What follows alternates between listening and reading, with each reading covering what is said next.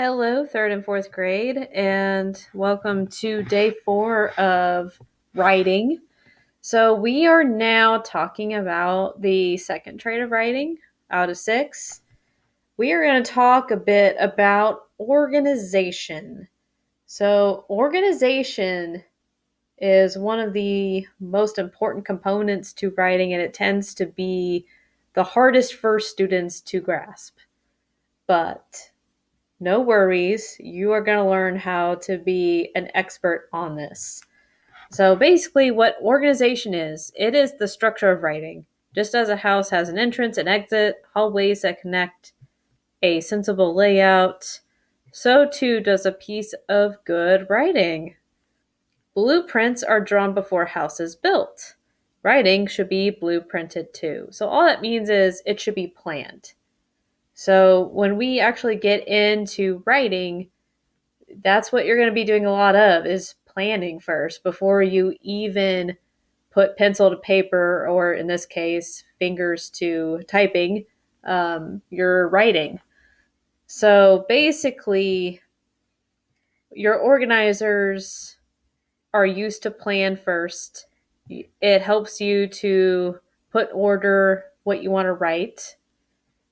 It also helps you develop your ideas better. And it also helps you with transitions. So we'll talk more on transitions at a later time. So you should have a beginning, you should have a middle, then you should have an end. You should also have a title for sure.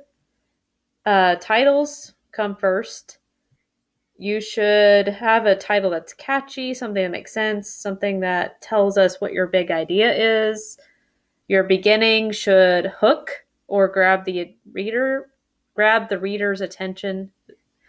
It should be inviting. So basically, what you want to think about is, how do you want to get the reader to want to read what you wrote? And it also introduces what you're talking about, shows where the writing is going. Then the middle, the parts fit together and smoothly. Subtopics or parts are clearly separated. Your ideas connect. So this is like the heart of the writing. And then the ending might leave you thinking or wondering, especially if you're writing a story. It makes the writing feel complete, so you want to end it nice and neat. It should leave the reader feeling satisfied, so meaning they're not still wondering about something, or, oh, well, I don't know if I know enough about this topic. It should tie things together. So that's all organization is. So I am also including a read aloud called The Diary of a Worm. And the reason I'm sharing that one with you is because Diary of a Worm is very good in organization, because it tells the story about a worm, and it also sequences the events in the story perfectly. So organization, especially when it comes to narrative writing, is so important, because you want to make sure that you're telling the story as a series of events as they happen in order, from what happens first, then what happens next, and then what, and then finally, how does it end? So make sure you watch that video of the read aloud, The Diary of a Worm. It's very entertaining, but you will see what I mean, just how great of a job it does with putting the events of this worm's life in order. And then you do have a short assignment to do.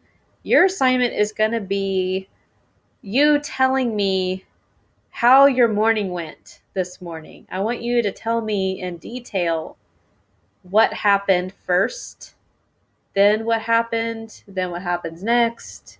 So tell me how your morning went, all the way from when you woke up, and then what happened just before you started school.